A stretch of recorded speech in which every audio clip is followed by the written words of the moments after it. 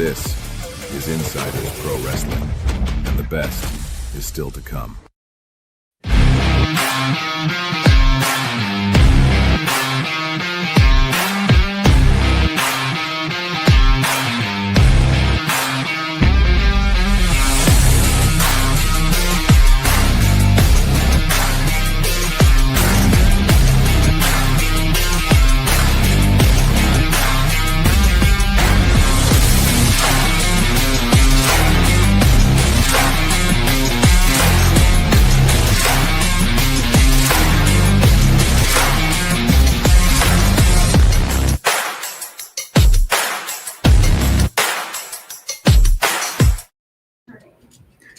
What is going on, everybody, and welcome to a very special episode of Between the Ropes. It's great to see everybody tonight, and coming off one of the biggest nights I think that wrestling has had in quite some time, and we're going to talk about it because it's all the rage, and it's all over the socials, and it's everywhere.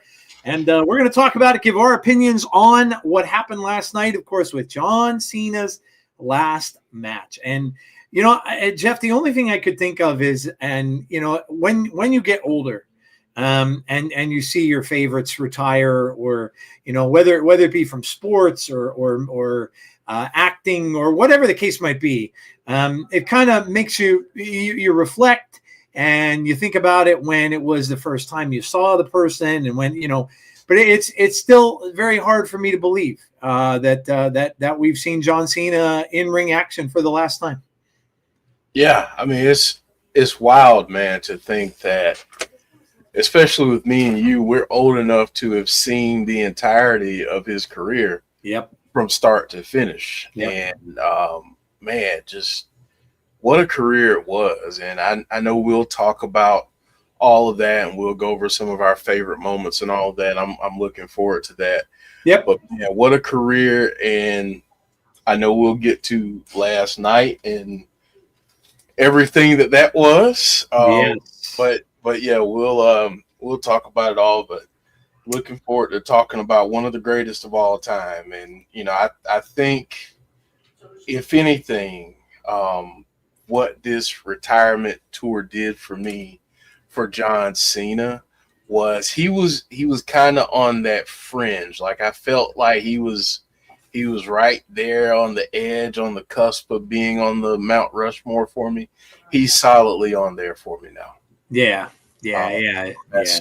That's. I'll just go there, and we'll talk about more of that as we go. But yeah.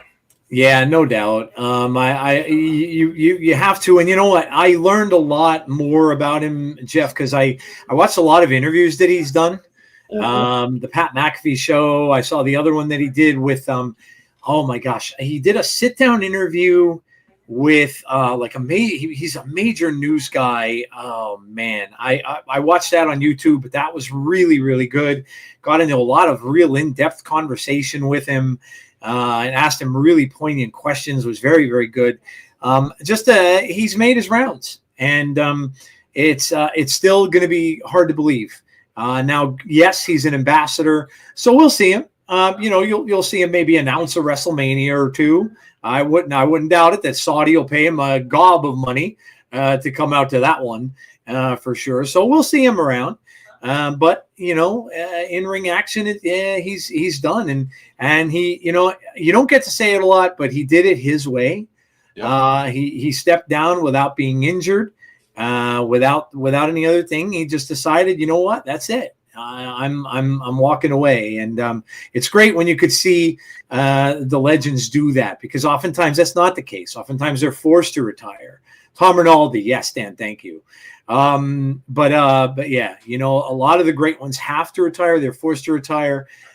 John just decided it was time. And I was the bonus baby, the video package. It got me too. Me and Jeff were talking during that last night as well, like texting.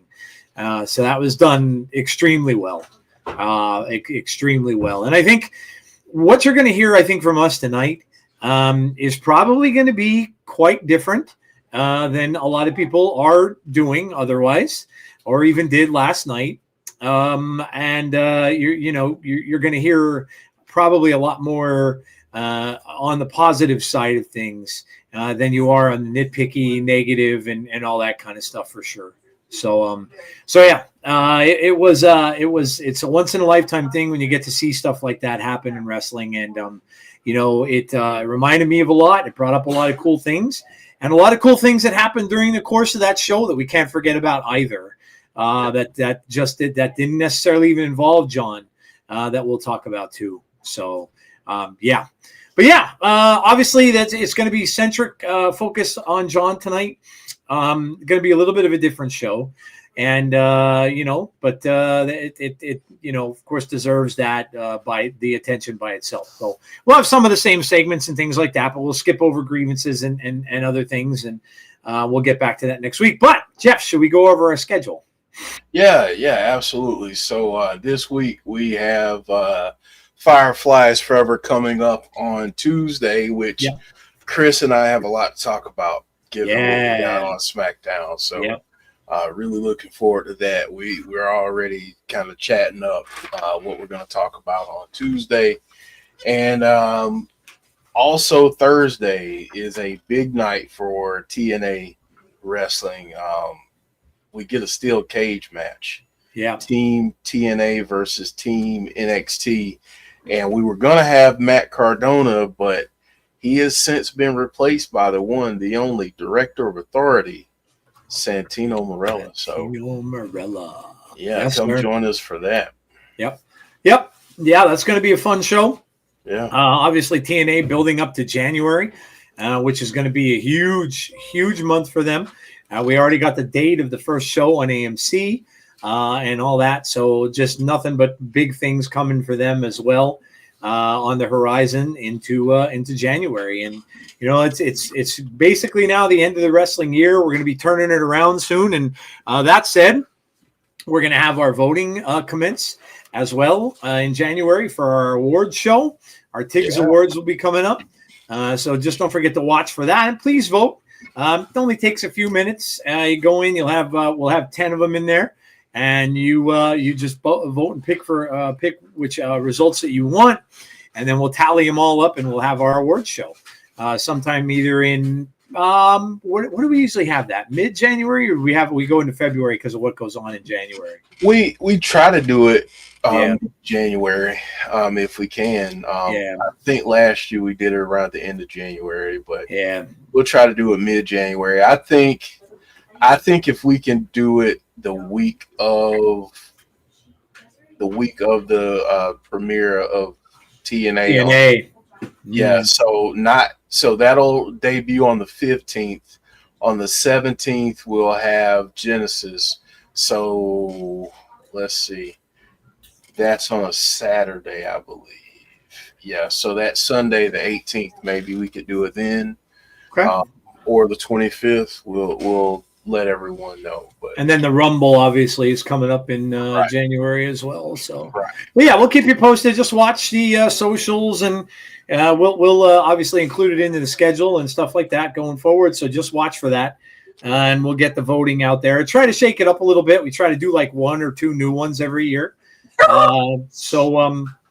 We will definitely have that ready to go and get that going as well. And this year, just be on the lookout for some new things coming your way with us too. We're gonna do some different stuff. We're gonna try to do maybe like a classic show every now and then, like a watch. I know I keep talking about it. That fish market match, man. I gotta watch it. I gotta see that because I've never been able to see it. So we'll have some new things coming along as well down the pike. So keep posted. And the Wyatt Six, man, they were in Wilkes-Barre, Pennsylvania. Yeah. 5 minutes from where I work. So that was kind of cool. Very, very cool thing between them. And obviously they've got a feud going with Solo and his bunch. So that's very, very cool as well. So, all right, Jeff, what are we going to get started with tonight? All right, so let's get started with some news. And Joe, do you have any breaking news, or we just get right into some news? Yeah, you know what? Most of the breaking stuff came from last night anyway, and stuff. So yeah, no, I haven't really heard anything besides the stuff that was going on last night. So yeah, All right. we'll just get into it. All right. So we will get right into the news. And here is the news bumper.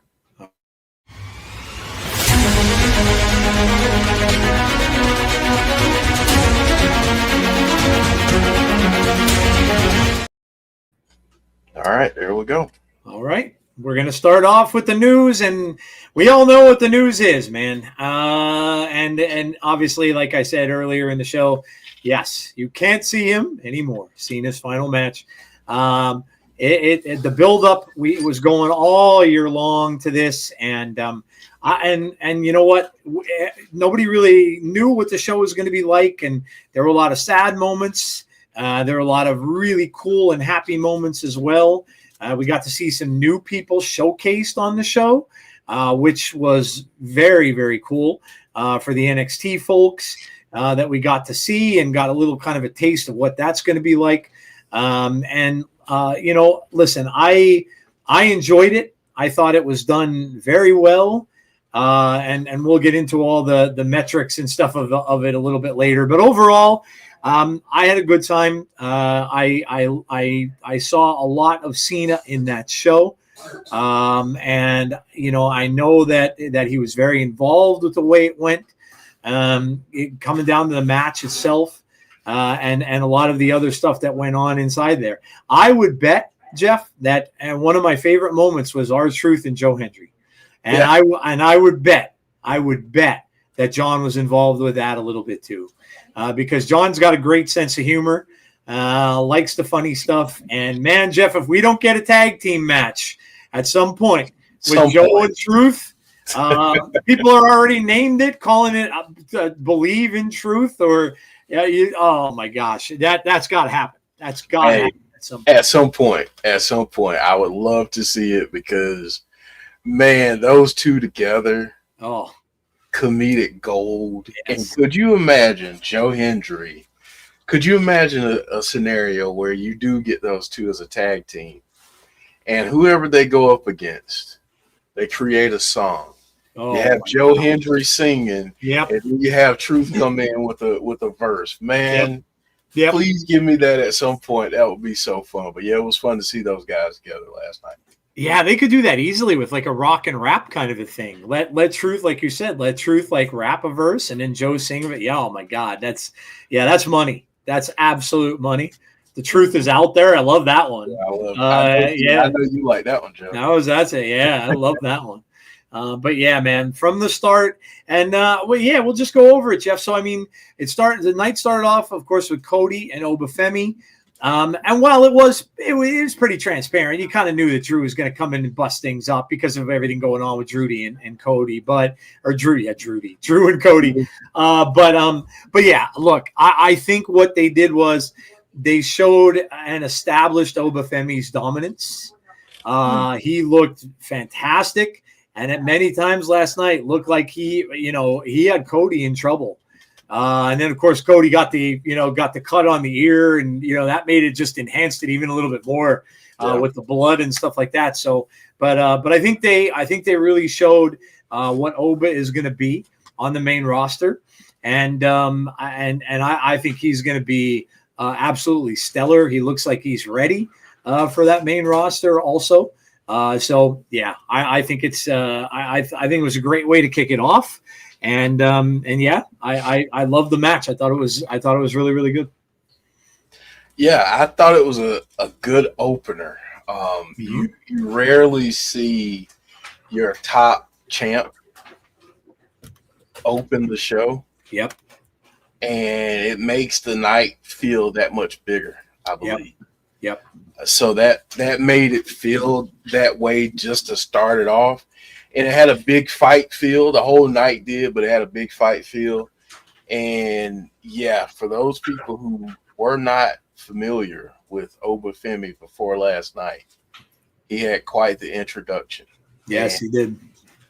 I feel like he showed, and this is no disrespect to Braun Breaker or anyone like that, but I think Obafemi has a chance within the next 5 or so years to maybe be the biggest star in WWE. And I think he's got a legitimate shot at it. Yeah. Yeah. And you know what, Jeff? He's got charisma and the crowd's with him.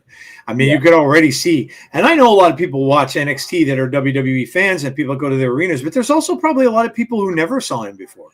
And yet, by the end of that match, people were chanting his name. I mean, and for as big a star as Cody is, for them to be doing that when Cody's wrestling that match, what? He really does. You could just see he's got like that it factor, and yeah, he's gonna be one to watch for a long. Yeah. And you mentioned Breaker, Jeff. I mean, hell, we could see a match down the road between those two. If Breaker ends up getting the title at some point, which I'm sure he will, Oba can come up. You can have a hell of a feud between Obafemi and Braun Breaker. Yeah. And again, Conrad brings up a good point, a few good points. There are a few people that you don't have to do anything with when they go from NXT to the main roster. For me, Keith Lee was one of those people. Yeah.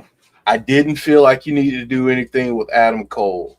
Yep. I definitely didn't think you needed to do anything with Shinsuke Nakamura. I don't think you need to do anything with Obafemi. Those are folks that have everything. And I'm going to throw another name out there. I didn't think they needed to do anything with Karrion Kross. Those are folks that have it. They've shown it. Yep.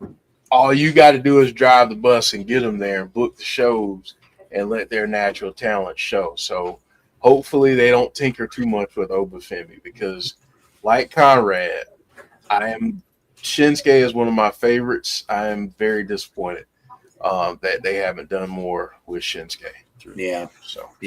Yep. Agreed. It's going to be fun to watch. And listen, it's always cool to see. That's why so many people I think love the draft as well in the past, because that's when you see these NXT call-ups coming up, and it's cool to see them be that next one in line coming up to the main roster. So yeah, I thought it was a great way to start it off again. And then, they really couldn't. I know, even then there were some people that were a little upset that there wasn't a clean finish, but look, you're not going to have either one of them lose at this point. Cody is just Cody, and he's the top guy right now. And Oba, they certainly don't want to string him with a loss. So here comes Drew, and Drew became the guy that they just beat up. And that was the right thing to do, I think, in my opinion. You don't want either guy taking an L. Even though, like I said, regardless of, and I don't think it was planned, I think it was a sheer accident, the thing with the ear. But that did make Oba look a little more monstrous, I think. Whenever you get blood in a match, and it doesn't happen often in WWE, that's a thing, and people will remember that. That he bloodied Cody Rhodes, even though it really wasn't him that did it, but still. But yeah, I thought that was a great way to start the show off. A lot of energy and a lot of people that are fired up now, and that will probably follow Obafemi's career. Yeah, absolutely. And Joe, the next one, I love the way that they did it. I love the way that they set it up. I think Sol Ruka is an absolute star. Absolutely. And having her go over Bayley, I thought was the right call. As much as I love Bayley, as much as I want them to do more with Bayley, I feel like that was the right call. And again, someone else who really made their star power known last night. Yeah. You know what, Jeff? I'm at the point with there's two superstars in the WWE right now who have clearly, and I know I mentioned this to you last night too, have clearly now become people that are going to just put others over. One of them is The Miz, and the other one is Bayley. And I, you know what? I honestly feel that, and Bayley's been doing it for a little while now, but The Miz is clearly doing it also. And you know what? They are both amazing athletes. They're fantastic wrestlers. They've been around the block. and what they're going to do now for this younger generation should be commended. That is a very, that in itself, seeing those two there.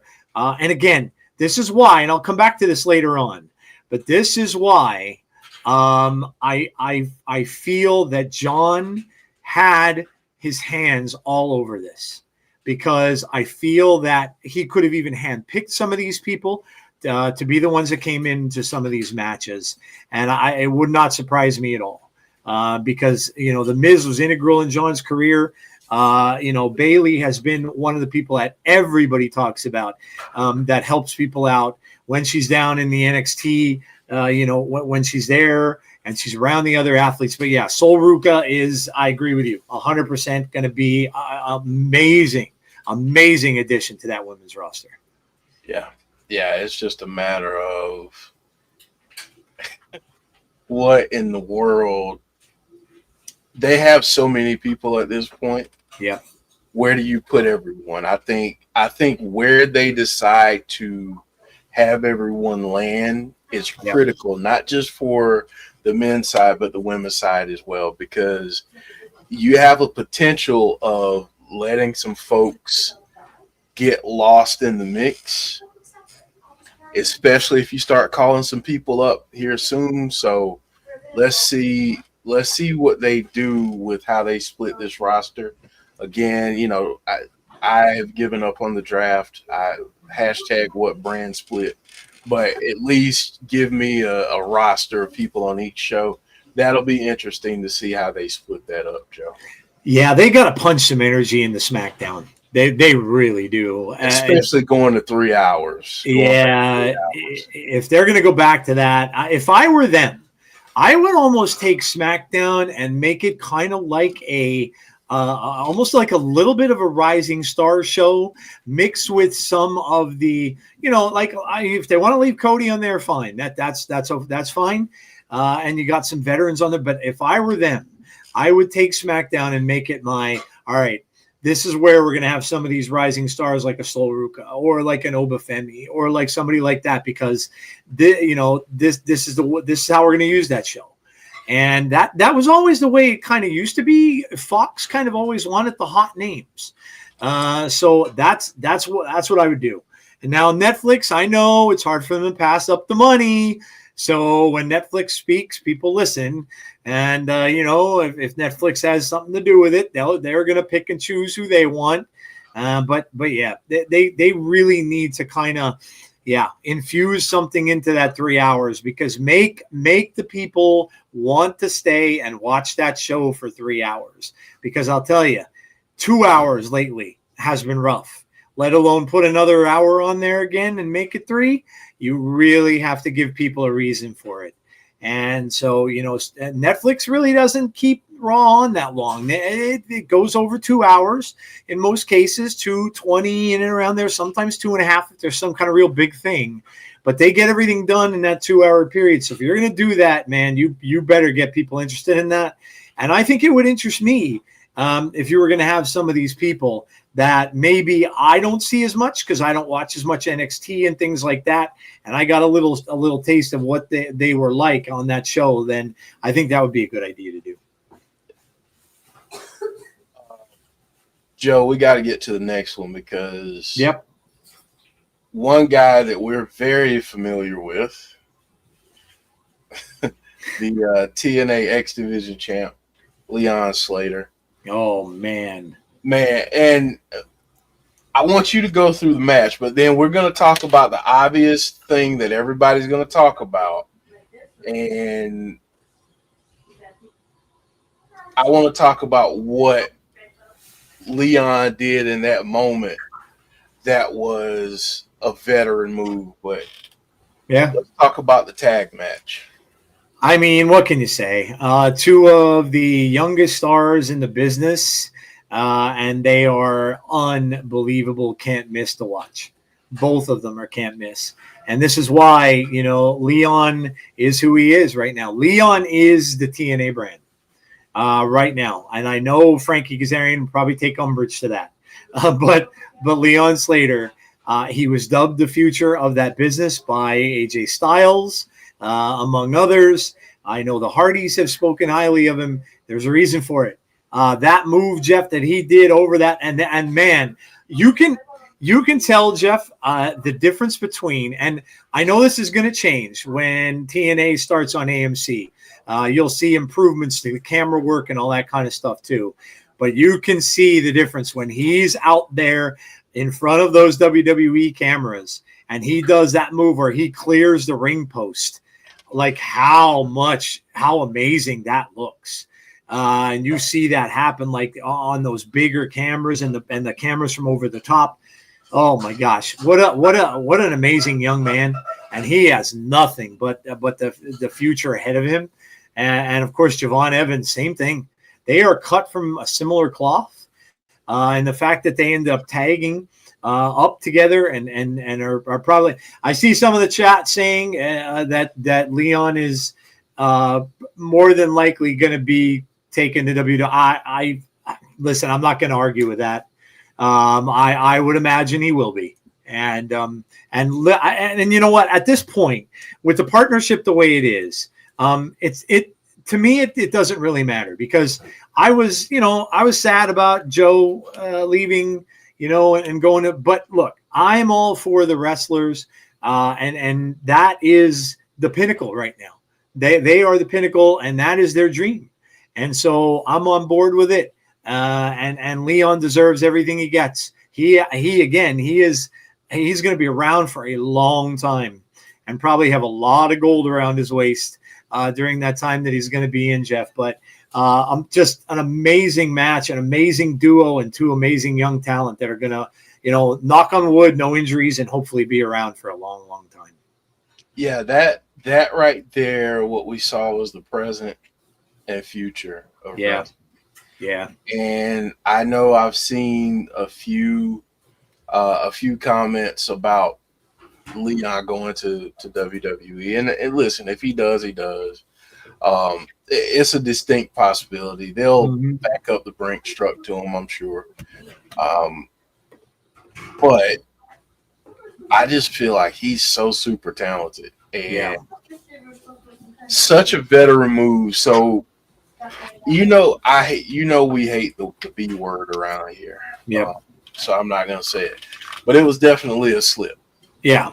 And I feel as though what happened there was AJ slipped. That moment could have very easily been more awkward than it was. Yep. Leon could have tried to go into something else or go into their next sequence. He did not. He covered AJ. Yep. Which was amazing. So that shows a veteran presence. That shows that he's been doing this for a while. Yep.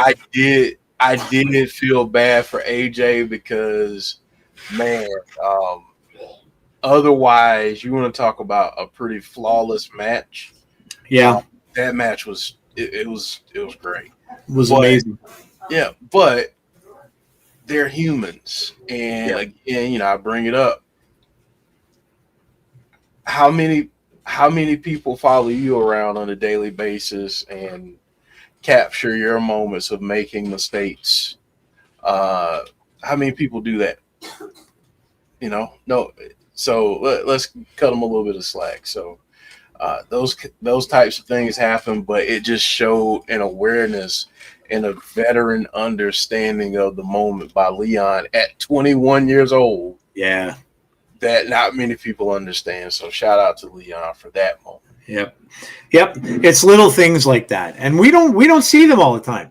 They do such a good job with that we don't see all that. There's probably a lot more of that happens than but we don't see it. And the minute someone does and they call it out, you know what? F you.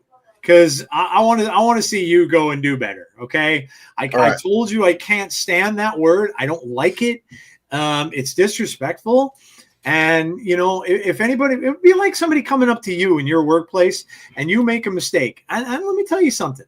I've been doing what I'm doing now in my career for 38 years. And you know what? I make mistakes all the time. I make silly mistakes all the time. And you know what doesn't happen? Somebody doesn't come up to me and say that word. Oh, you botched this. Oh, you messed this up. Ha, ha, ha. They don't do that. But you get these idiots that say it all the time to these wrestlers. And Jeff says it, and I love that he says it because Jeff knows much more about it than me. But the fact that say to them, you know what, pal, go get in a ring. Mm-hmm. Let me see you do it. Let me see you do it. And you know what? It'll shut them up every time because 9 times out of 10, they haven't done it. They haven't tried to do it. They haven't been in a ring to even know how to do it. And if they even tried to take a bump, they'd probably be in, Jeff told me, they'd probably be in a bathtub full of ice for the next 4 or 5 days. So I can't stand that. It is so completely disrespectful. And the fact that people make a living out of that and play that over and over and over again, you know what? Yeah, all I have to say is F you, right? It's ridiculous. It's absolutely ridiculous. And yeah, seeing Leon do that, that's wise beyond your years. You are knowing that and doing that. I'll bet you, Jeff, that AJ probably went right up to him after that match and said, "Hey, that was amazing, kid. Thank you." And what an amazing thing for him to hear from a guy like AJ Styles, one of the best to ever do it. One of the best to ever do it. So, yeah. I'll tell it to anybody, Kevin. I'm not afraid to tell anybody my opinion. I'm way too old to mind that kind of stuff. So, well, speaking of opinions, a lot of people voiced theirs after the main event, which was John Cena's final match. You mentioned before that we got an interesting moment with The Miz, I thought. Oh, my God. Yes. Love that moment. And Truth came out there and said, you took someone's place. Yep. We find out that that's Joe Hendry. And, the crowd just ate that up because, The Miz had to say his name and he had to appear. Yep. So we get that awesome moment with Truth and Joe Hendry, and we get into the main event, Joe. And even before we got into it, man, the video packages, oh God, everyone talking about it. I mean, it was billed. it was billed as a big fight. I mean, this felt like one of those boxing matches back in the late 80s, early 90s that all of us used to get together and pool our money and buy a pay-per-view. Like, this is what that felt like. It did. And to me, Joe, it lived up to that hype. Yeah, no doubt. Look, Jeff and I were kind of we were messaging back and forth during the night, and I told him that video package got me, man. The one that they did prior was so well done. And when you watch stuff like that, it does, it gets you. You see not only all the things in wrestling that he's done for people, but outside of the ring as well, that just make him just an amazing person. I heard a story, and I don't know if you guys heard this one, but I heard a story about him and the charity work that he does for Make-A-Wish. I heard, and I can't remember who told this, but I can remember hearing this, that he jumped on a plane and went overseas to a pretty remote, I can't remember what country it was, but he got a Make-A-Wish from a child there who was dying. And he took a plane, then a helicopter to get there. And he did this all on kind of a whim, and went there in one day, and fulfilled this child's last wish. How many people would do that? Especially somebody who's a celebrity of his caliber. It's just amazing. And so, but yeah, the video package, the build up, all of the people that were talking about him all throughout the course of the night, the people they were interviewing throughout the night, you could just see it. And then Jeff, when they all held up the signs, oh my God, the hardest of hard wrestlers, Brock Lesnar, holding up that sign, and you could just see like you're like, oh my god, dude, like how many? And then Undertaker talking about him, and like the guys that are on Mount Rushmore are talking about him, and oh my gosh, like I don't know how he stood and watched some of these videos there and didn't lose it. It was done so well, and then of course, we'll get into the match. But I really, really liked everything about it. I love how they tributized him. I love the video. I love how everybody was sharing moments. Michael Cole, you could tell, was getting misty. Just this, you could just see what this guy meant to all these people throughout the years. And the story about Cena being on when he was on the bus and how that all came to be. And, I heard that in an interview about how, someone asked him, well, where did you come up with the rap thing? And he goes, we were all just listening to rap music on the bus. And he said, I thought to myself, I can do this. And he said, then he went up to Stephanie. And Stephanie and this was around the time when they kind of didn't really know where his career was going to go. And in fact, he was thinking he was going to get cut. And Stephanie, and he went up to Stephanie and he said, you know what? I can do this. And she goes, what do you mean? He goes, I can do this rap stuff. And she goes, well, let me hear what you got. And then he did it on the bus. They all heard it. They all loved it. And that was when that character was born. And just unbelievable and very, very, very well done, I thought, for a show that was all about this guy. And like Jeff said, regardless of whether or not you feel he should be on your Mount Rushmore, and Mount Rushmore is a very small thing in wrestling. We want to put people on that all the time. We need a bigger mount because it's hard to pick just 4. We've done shows like that before and have tried to pick. It's hard. But listen, from the wrestler standpoint, John's got to be up there. He just does. And for everything he's done, not just for wrestling, but outside wrestling, to me, it was done extremely well, Jeff. Yeah, I enjoyed it. I thought that in terms of the result of the match, I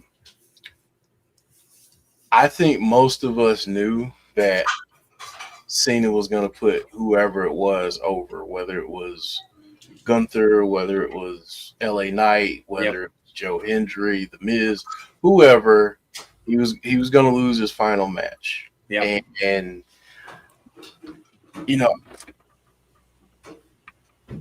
it's funny because as I was watching the match last night, I know people have been so critical of John Cena, and again, not gonna hate on anybody that was not a fan of the Super Cena days. I get it. Mm-hmm. But when we got that last night, it was funny because the crowd was chanting for that when years ago that was the thing they hated the most about Cena. Yeah. He got them to cheer for the thing that they hated the most about him, which was brilliant. And I really enjoyed that. I really did. And I thought the storytelling overall in the match was really good. And Joe, I think we just need to rip the Band-Aid off and go to the finish. Cena tapping out. Now, I want to ask this of everyone in chat, but I want to ask you this. What was your takeaway? What was your interpretation of seeing John Cena, the man who has said never give up, all of those things? What did you think of that moment? I thought that what I was thinking about the whole tournament. John, in his last, moment in a ring, wanted to pass along what was kind of passed along to him. And it didn't matter who it was going to be. If it would have been LA Knight, like Jeff said, if it would have been, but the fact that he did what he did for Gunther, right? All I could think about was Andre and Hogan and what Andre did for Hulkamania. But in reverse, Gunther is now the biggest supervillain in wrestling, the biggest supervillain in WWE. People are going to hate his guts even more than they ever have. When they see that man come out on Raw tomorrow night, they are going to boo him out of the building. And everybody said, and Michael Cole said it, he is a classic villain. He's not just a heel. He's a classic villain. He is a guy like Jeff, when we had Nikita Koloff on our show, right? All those months back. He is that type of heel. He is a throwback. And that is why John Cena did what he did. Wrestling is better when you have a supervillain involved. When you have a guy that everybody in the arena is going to boo. A lot. How many times, Jeff, do we get villains that people love? They love them. They love them. They cheer for them. That was never the case. They hated the villains. When we Jeff and I were growing up, we were watching villains in the 1970s and the 1980s. My God, Jeff, I hated Don Morocco so bad I wanted to punch him right in the face whenever I'd see him on TV. I hated him. Certain people like that, I just hated them. And you don't really have that in wrestling as much anymore, because people love to like now the villains. It's even in horror films. That's why people are so interested in going to see horror films. They stick for the bad guy. They stick for the killers that are killing everybody. That's just how things have changed. But John wanted to make him that he is now that guy. He is that guy. And now what you got to do, Jeff, is now you ever want a face now that's going to occupy that big spot that Cody was doing for a little while and stuff like that, and maybe even bigger than Cody, you get them to beat Gunther. It's that simple. Yeah. And that's what John did. John was never, ever going to win this match because it didn't matter. It didn't matter. Did you all see the smile on his face when he tapped? Do you think that he did that on accident? John was involved with the decision. It was not Triple H. It was not booking, as everybody kept saying. Oh, and they're screaming, yelling about Triple H making the decision. This was not Triple H, and if you think it is, you don't know wrestling. Triple H may have had some involvement with it, but this was not his decision. This was Cena's choice. And whether it was going to be, it was down to LA Knight and Gunther. And whichever one it was, John was not winning that match. So for all those people, and look, I get it. The people that are in the arena wanted to cheer. I get it. I understand it. But that is not what was going to happen. Read Matt Hardy's comment on Twitter about it. Read the other wrestlers that were talking about it. This was what John wanted to do. And who is anybody? And I'll even say, who the hell is anybody to question what John wanted to do? Who is it? I don't care what dirt sheet you write for. I don't care what stream you put on YouTube or wherever the hell you put it. You've got no right to tell John what he should do. This was John's moment in the sun, and John did what he wanted to do. And now Gunther is the biggest villain in the game. I will even go so far as to say, Gunther is the biggest heel in professional wrestling right now. Right now, he's the biggest heel in wrestling. And that includes every company. Every company. And that is because of John Cena, Jeff. And that is the legacy that John Cena has left. I So there's a few things that I'd like to say here in terms of the reaction. It was certainly shocking to see John Cena, I've seen people It say, was. oh, Yeah. he should have just passed out, and maybe that's the case. But let me ask you this. Let me ask you a question. Try to put yourself back in that moment. If Gunther had made him pass out, does it hit the same way? Right. Does it strike the same chord? Does it make Gunther more or less intimidating? Think about what he had to do to make someone that says never get up, you give up. Like,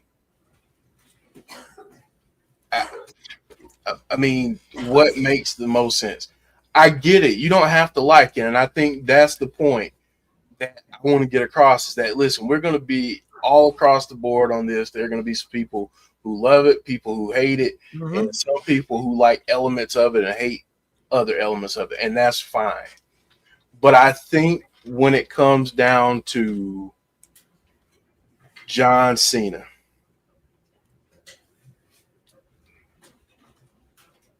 he did it his way, one. Yep. But two, for me, like you said, Joe, he took that opportunity, and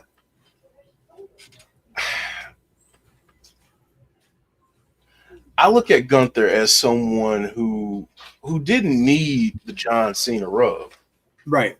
Like, he didn't need it. Oh, he was already established as well. Yeah.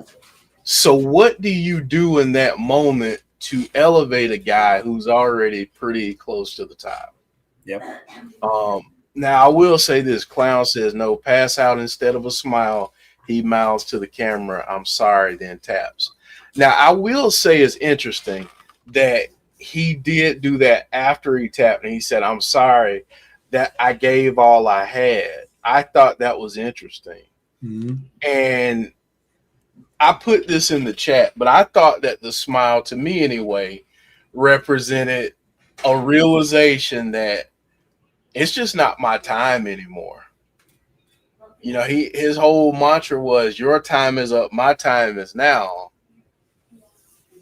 His time was up. Yep. He's realizing that it's somebody else's time now. And if you're old enough, if you're of a certain age, whether it's an athletic endeavor or whether it's professional, either you've been here or you will get here at some point. You're going to work with some young hot shot. You're going to work with some young hot shot who's going to come for your spot. And there's going to be a day when you figure out, oh crap,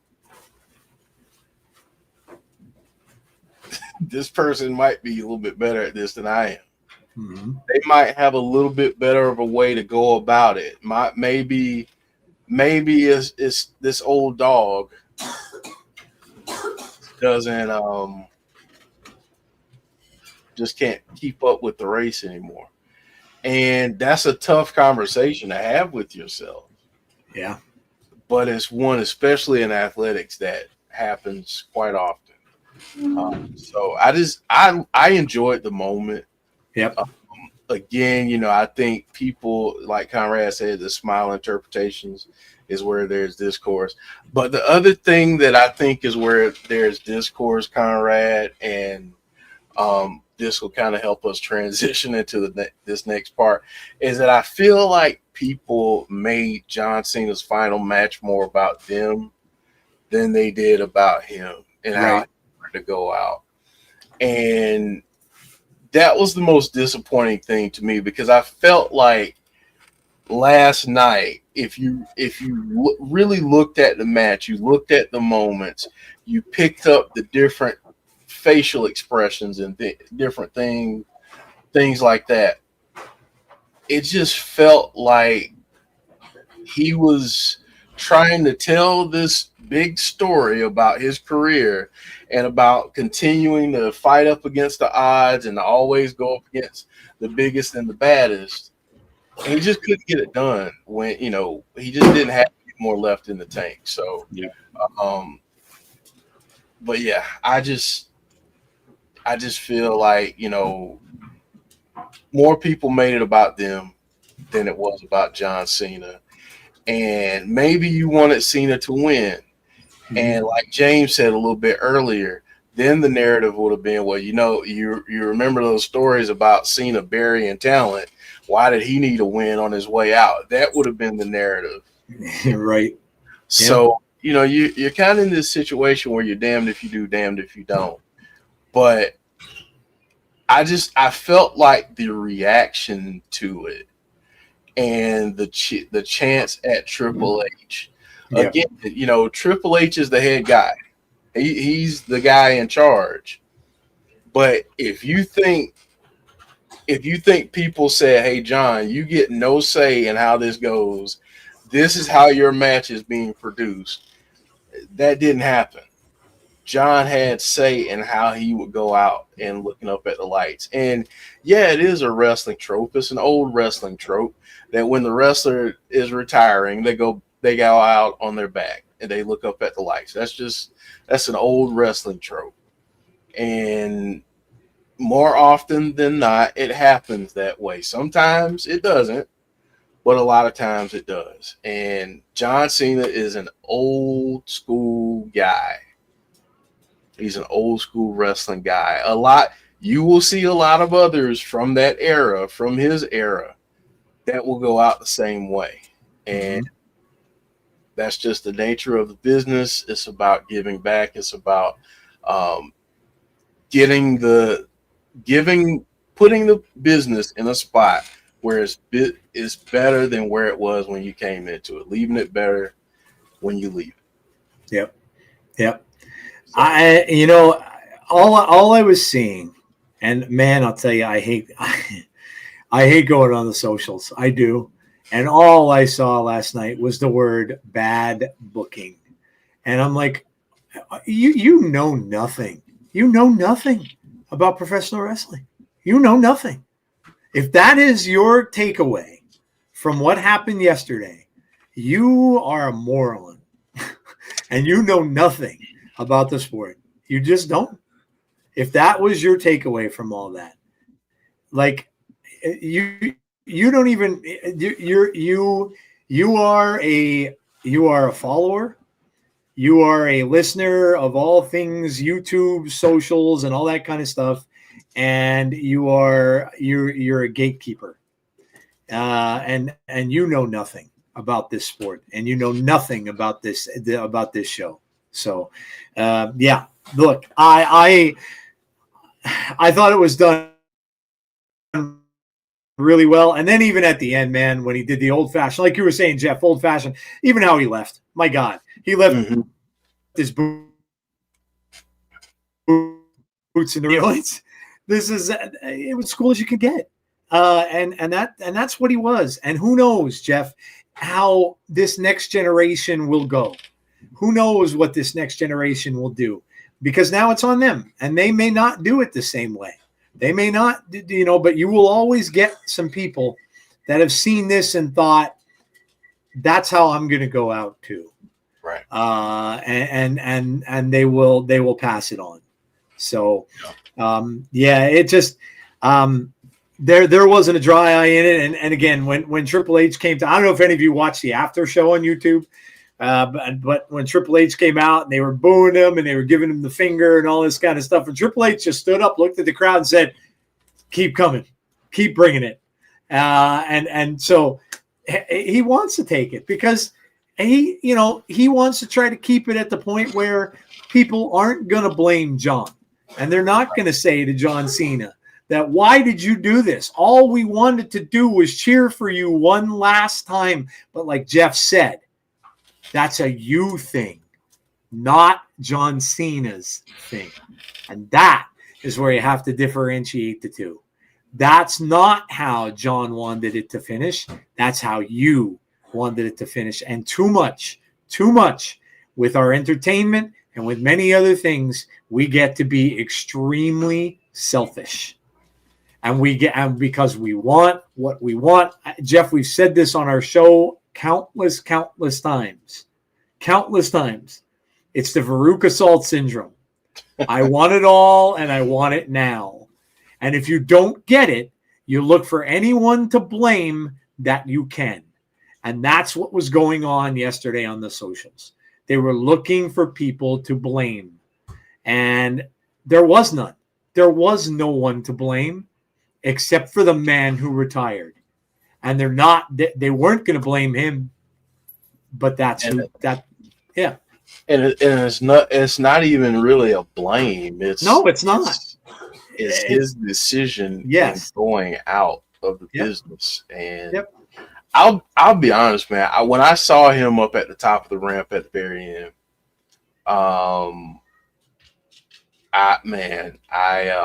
the salute. I felt bad. Yeah. I felt that because I wish that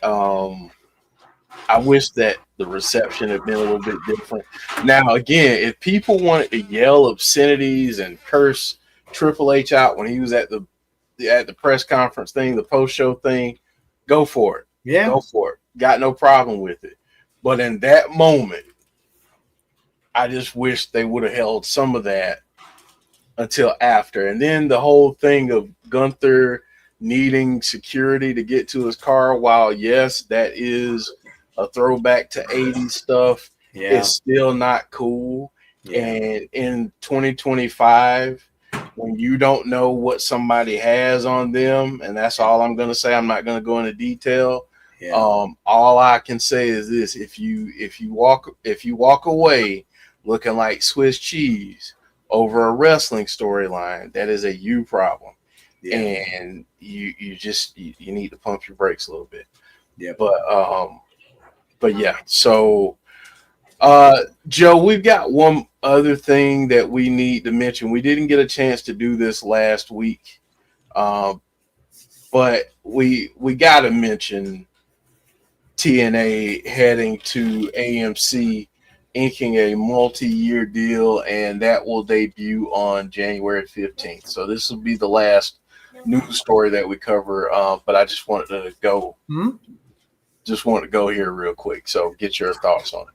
Yeah, this is huge, man. I'm super excited about this. I've always been an AMC fan.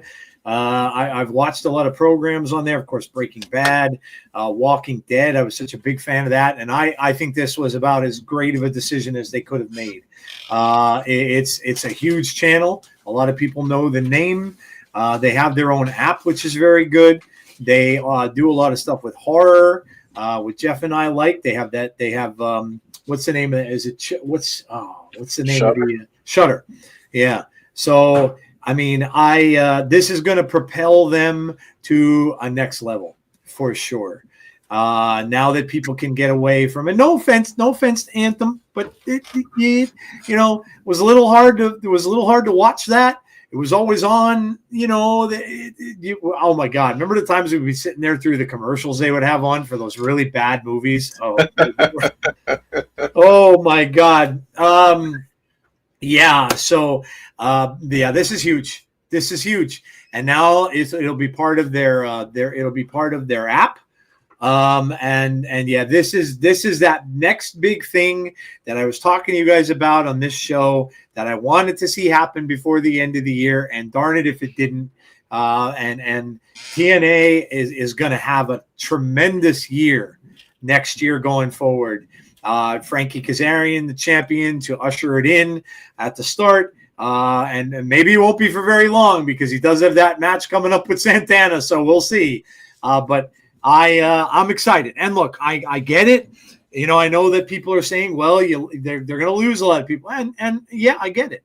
When you lose a name like Joe Hendry, when you lose a name like Jordan Grace, it's always tough. It's always tough. And of course, there's going to be others. But the partnership is continuing with NXT.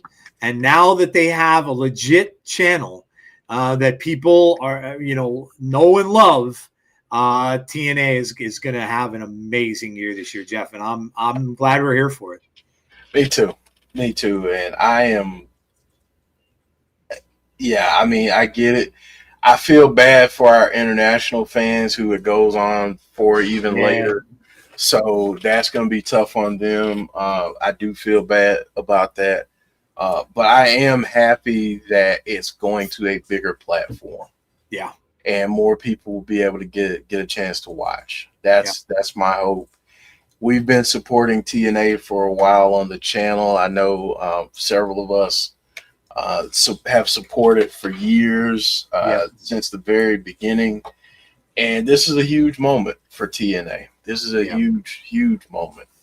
I'm excited for it, and we will continue our watch-alongs. Yep. They will start at 8:30. So on January 15th, our new start time for our stream is 8:30 p.m. Eastern. So, and not me being selfish, but now I'll be able to see the whole damn show. You'll be able to see the show. So I'm pretty darn happy about it. Yeah. So I know I feel bad for you guys that are overseas having to stay up even later. But man, I'm thrilled. I think it's going to be amazing, and it's gonna carry a lot of weight, and it's going to carry a lot of things with it. You're going to start to see TNA will become a destination for people to go to. When they become a free agent or something and they leave another company, you're going to see it. We have this stuff going on with the Righteous right now and the Hardys. And can I say this, by the way, real quick? Mm-hmm. For the fans who've been disrespectful to the Righteous, shame on you. Yeah, right. Like, seriously, shame on you. Yeah. That's ridiculous. Yeah, no doubt. That's going to be a banger. I can't wait. I can't wait to do to see that match. I think that's going to be awesome. Do you think it's wise to go live every week? I don't see why not. Their live shows are their best shows. And I just don't want them to see. I don't want them to try to bite off more than they could chew right away. I think keep it to the smaller arenas. Don't try to sell out the ones that WWE is selling out, that are 20,000 seat arenas all the time. Keep them to like the pay-per-views and stuff like that. So their live shows have been great. And so I think that I think they'll continue to be great. I can't wait to see the first pay-per-view, and I can't wait to see that first show on AMC, because it's going to be awesome. It's going to be awesome. The only pushback I would give to that is I don't know that initially I would go live every week. I think what I would do is I would go live twice a month. Okay. I would go live, do a taping. So I'd have a live episode, then a taped episode, live episode, taped episode.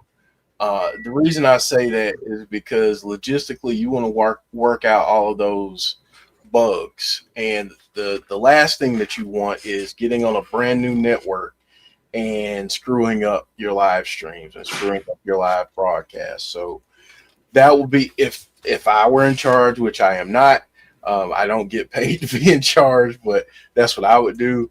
But yeah, I think that's what I would do. And I do agree with Papa Squirrel, but I think that the contract with AMC might help with maybe establishing some contracts going forward. I would like that too. I would say at bare minimum, you need to you lock it in at a year, but anything, I think, 3 years, 2 years, whatever you need to do. But I just feel like, you don't want to keep turning over your roster every 6 months or 9 months or whatever it's been. So Yeah, TV money definitely does help with with contracts and stuff for athletes. I'm a Dodgers fan, so I would know that. When you get those big TV deals, that's where you get the millions and millions of money to start locking people down. So yeah, I think that'll be good too. And I think this might be a year we get surprises of people signing on, like we got Indy Hartwell last year and among others. But this might be a year where you start to, I think, really see some names. And look, we might see some returning names, right, making their way back to the show now as well. So, but yeah, man, I mark the calendar. I can't wait, and it's going to be a big year for TNA. So. All right, Joe, we've got one sell or no sell question this week. All right. That's regarding one John Cena. So you ready to get this started? Yes, sir. Let's do it. All right. So here we go.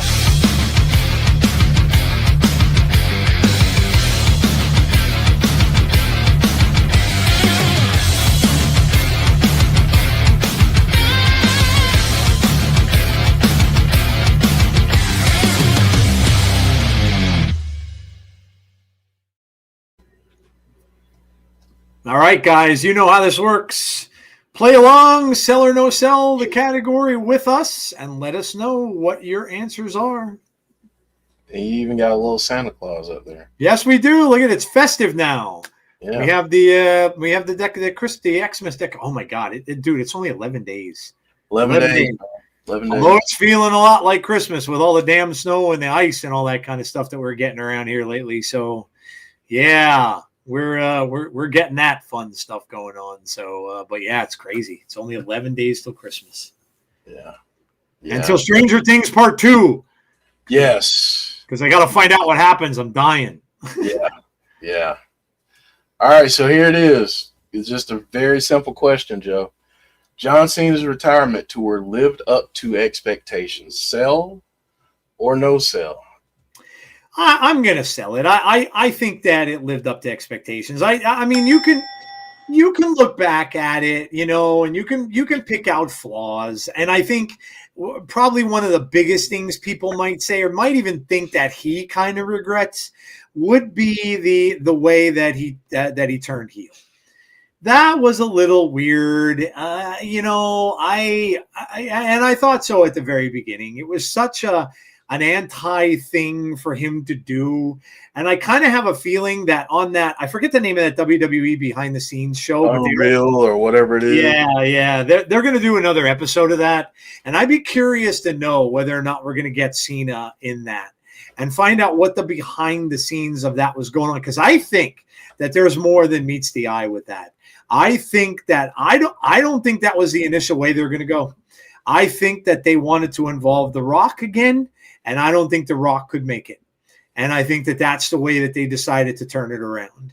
That's my guess. I don't have any knowledge of it, but that would be my guess if I had to say. But yeah, the heel run was a little too weird. But again, I understood why he did it. It was something that he's kind of wanted to do. I mean, hell, the reason why I thought it was okay was because, and I'll tie this into, to our show, to Fireflies, because this was something that Bray kind of predicted, right? When Bray did that Funhouse match with him, you saw NWO Cena. So because of remembering that and everything, I thought, you know what?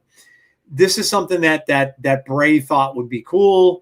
So this is kind of what he's doing. And I kind of always held that in the back of my mind, even though I didn't really like it. I didn't really think it fit, but I thought, you know what, for a little while, if this is kind of what he wanted to do, then maybe there were the reasons why he wanted to do it. And maybe this was his tribute to Bray. We don't know. I mean, we may never know, but that's why I thought it was but I did think that I could have skipped past the heel turn part. The rest of it I thought was perfectly fine and good. And the matches that he had toward the end were a lot of fun. And stuff like that. So the matches with Dominic I thought were great, really did a lot for Dom. and stuff. So, but yeah, the heel stuff, it could take it or leave it. But the rest of it, I thought was done really well. Yeah, yeah. I see. I'm on the fence about this one because I think aside from the heel turn, the involvement of The Rock and Travis Scott and all that stuff, like I could have done without all of that stuff. Yeah, just could have done without all of it. Yep. I think when we get to this stage of someone's career, we're at the mercy of their schedule. I would love to have seen him more than what we got him. Mm. But again, we have to take what we can get, I think, sometimes. And so I'm gonna do this. I'm gonna sell it, but with a huge caveat. I just feel like the heel turn was too late. Plus, I think if they had, I feel like there were different ways maybe that it could have been done where it would have been more successful. But I just feel like when it happened, and given that you're relying on so many other people and so many other factors, and then it doesn't pan out, it's like, okay, what do you do? How do you pivot? And we got to see in real time that they really had to scramble, and that's what they did. So that's why I'm kind of on the fence about this one. I feel like I wish they would have had the tournament over a longer period of time and had more people involved in the tournament, because I feel like that would have added another layer, and having John Cena maybe interacting with those opponents a little bit more would have been cool. But again, we got what we got. I'm mostly satisfied with it, other than the time that I feel like they wasted with the heel turn. But yeah, I feel like that was. I'll put it like this: it was better than Goldberg's. Oh yeah, yeah. And I wish they had. I wish they had given Goldberg some time to, as opposed to have it feeling rushed. Jeff, if The Rock could have been around more, do you think that would have went better? Like if he would have been around for more of the pay-per-views, maybe been on the Raw after the show and all that kind of stuff. So if he was around more, do you think it would have held your interest more? Or do you think it would have went better? With Cena? Yeah. I think, again, you get someone like Cena who has the schedule that he has, right, who is doing all these other things outside of the world of wrestling. The fact that we got what we got is pretty darn great. So, yeah. But I mean, you know how it is. We always want more, especially when we're being told this is the end of it. So, right. That's my only thing with it. Yeah. See, I think it felt to me like something happened. It felt to me like they had something planned, and I think it was going to involve The Rock, and then something happened. Whether he got busy, whether they couldn't, like you were saying about whether John got busy, there were other things that they both had to do, and it just couldn't come together. It just felt like it was just like thrown together, and it just never really made a lot of sense. And then I think they just kind of ran with it. But yeah, that's why I said I would like to know like a behind the scenes kind of a thing, and like to hear about it at some point. Which is odd given the historic nature of the farewell tour. Yeah, like it's kind of odd that they didn't have, or it wasn't anticipated. I mean, something really big must happen behind the scenes, because it seemed like this was the way that they wanted to go. This was their plan. This was plan ABC, the whole alphabet, and they just didn't have anything to back it up, and that was a little unfortunate. But yeah, it's very interesting. So, were we surprised Cena didn't speak on the mic after the match? No, not at all. That didn't surprise me at all. I didn't think he would. No, I didn't think he would. So, James, I think what will happen over the next, I would say, maybe 6 months to a year, is we've seen Cena do this press run leading up to it. I feel like he'll be a guest at some point on the Undertaker and Michelle McCool's podcast or Stephanie McMahon's podcast. And I feel like that's where he'll break down a lot of this stuff. I was a little surprised that he didn't talk a little bit more, maybe up at the top of the ramp. They didn't give him my microphone up there. I didn't think he would in the ring. I was surprised that he didn't talk up at the ramp, but I feel like he'll tell that story a little bit more through those platforms. Yeah. Yep. Joe, what do you say? We go from this to some favorite John Cena moments? Yeah, let's do that. I mean, we should all have a bunch. You guys can play along with this too and let us know what were some of your all-time favorite moments from John Cena.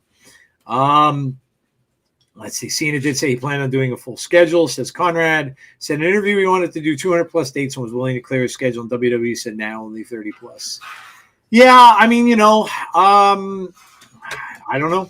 I don't know. I maybe he did, maybe he didn't. I don't know. No idea on that one. Firefly Funhouse match. Oh, that's a James starting right off with a heavy one. Yeah. Yeah. Let me get this stuff set up. We ready? Yes, sir. All right. Well, let's do this thing. I mean, I made a special little intro, so here we go. All right.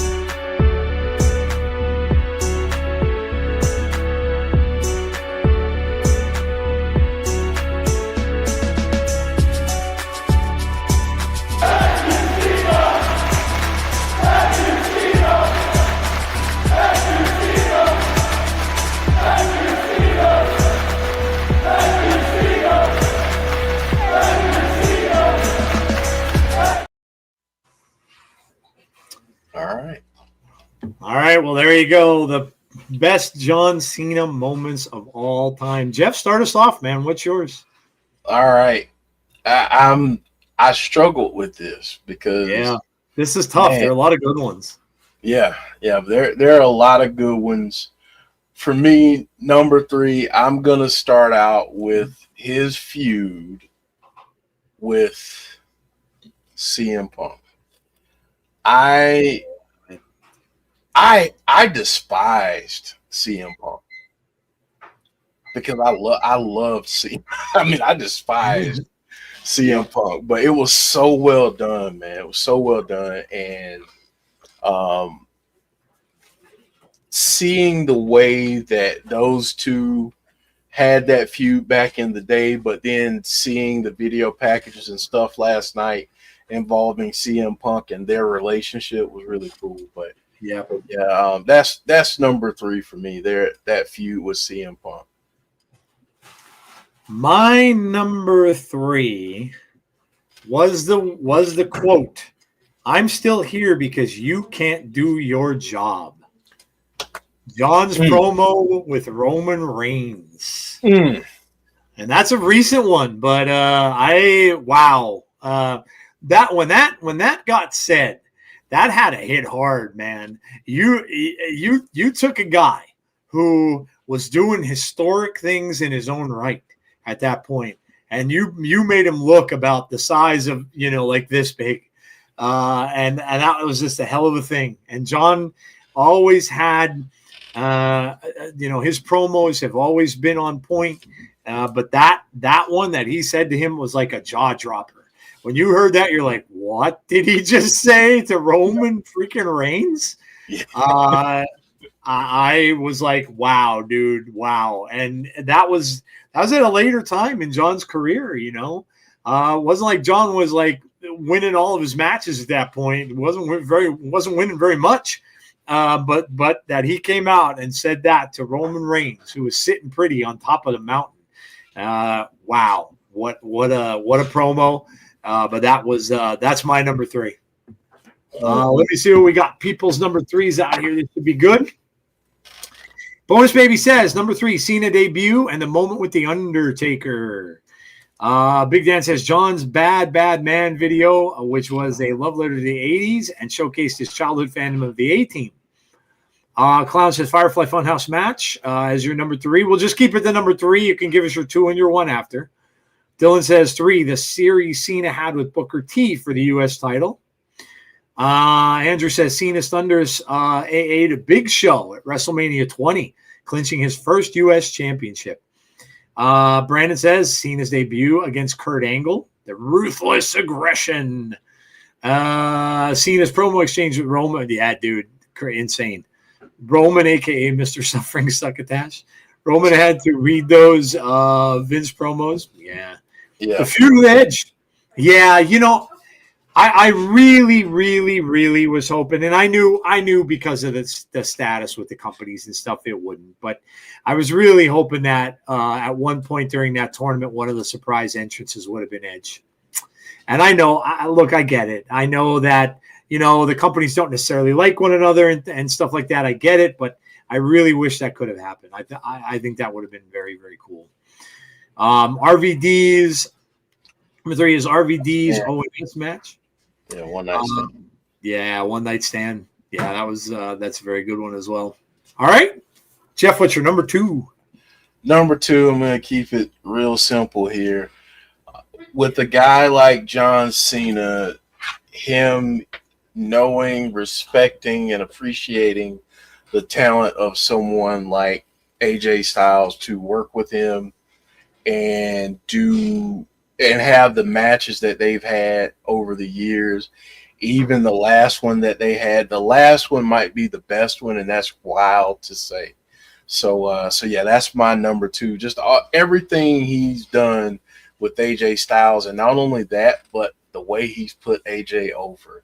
He referred to AJ Styles as the greatest of all time. He said Shawn Michaels is going to be pissed with him, but everything that AJ does is done so well, and that's my number 2.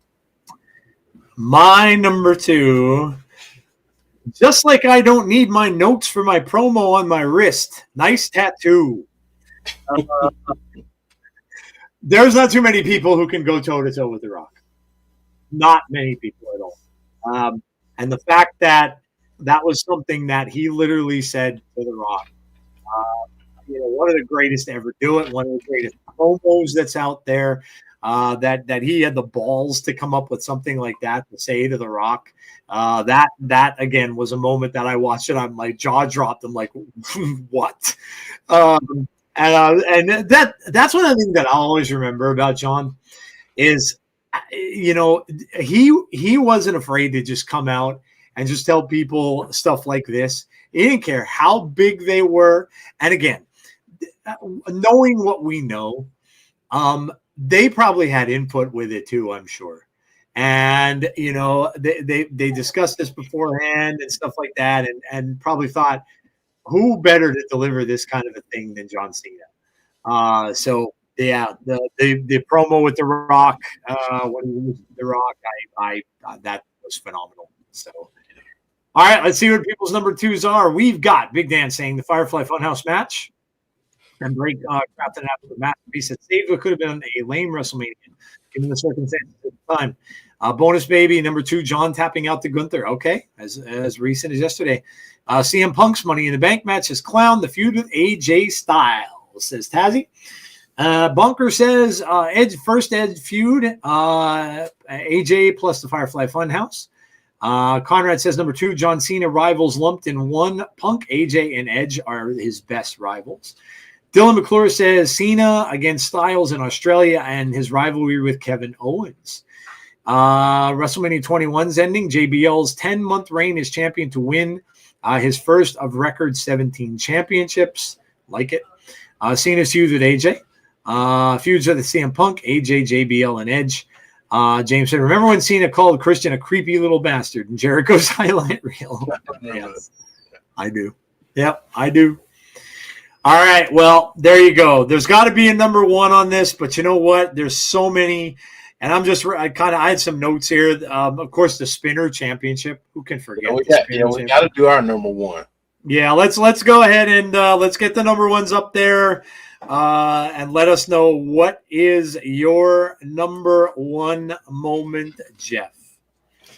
So I'm going to not apologize for being this guy, but everything that he did with Bray Wyatt, and I mean from the very beginning, I'm talking being there with the creepy kid singing he's got the whole world in his hands, everything from that all the way to the Firefly Funhouse match. Everything that they did was magic. And to know that the Firefly Funhouse match, if John Cena wasn't invested and bought in, could have been, and let's just be honest, it could have been a goofy match. Yep. It just could have been.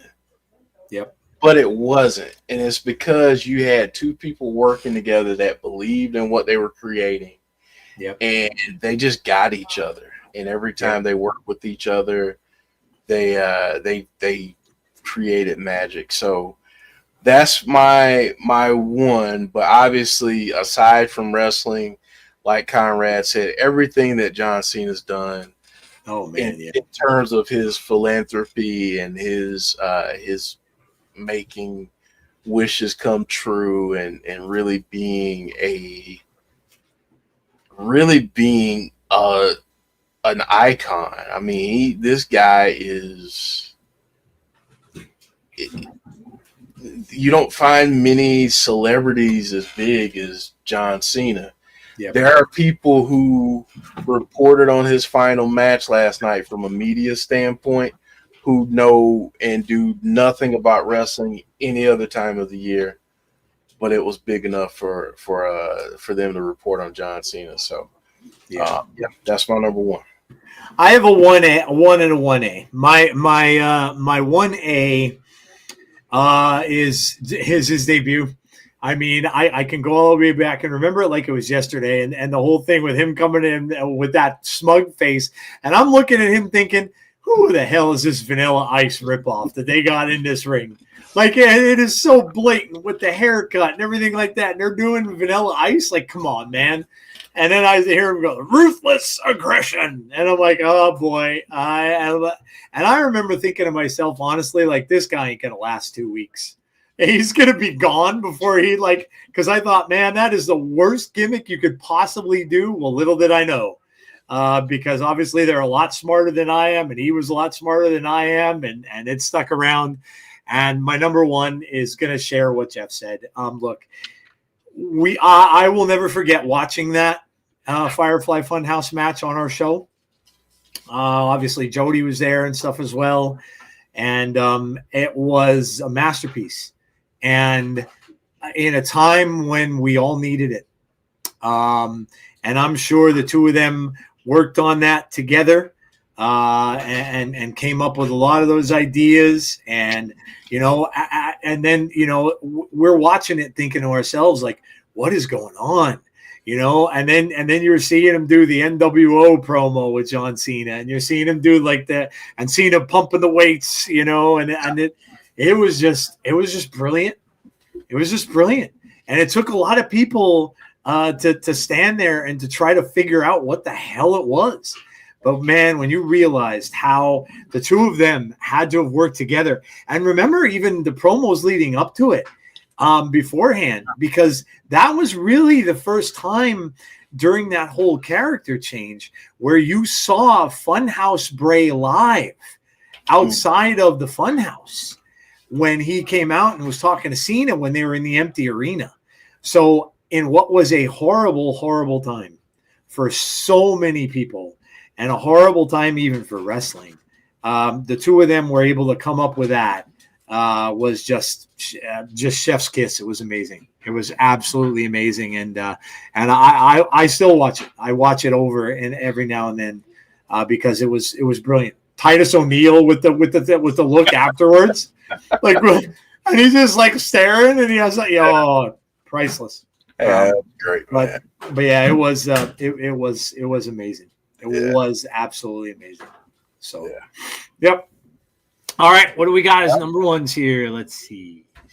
We have number one, the classic matches with Randy Orton.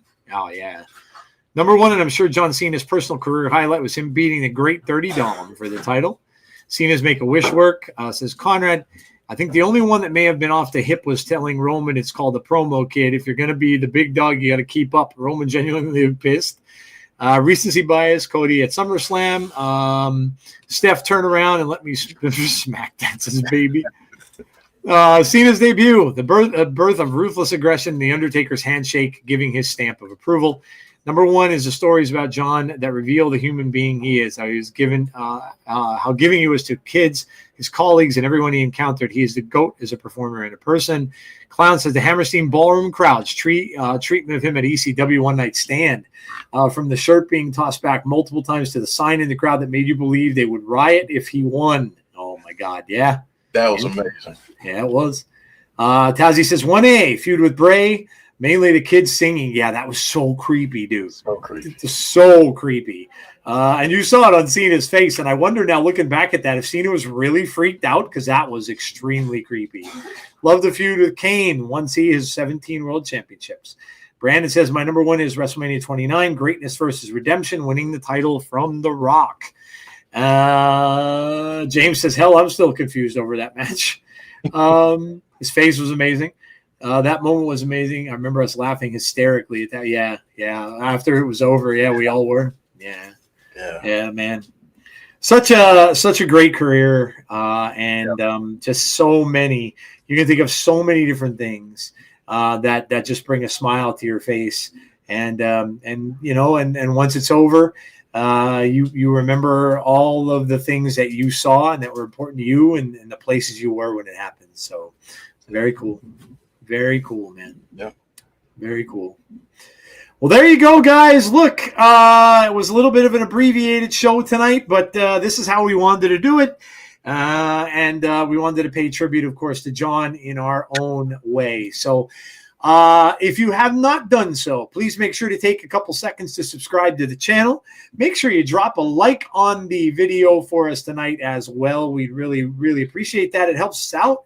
And also hit that notification bell to be notified about when we have future content. So, and our next content will, of course, be on Tuesday, Fireflies Forever. You can see it up there, 6 o'clock p.m. Eastern Standard Time with Jeff and Chris.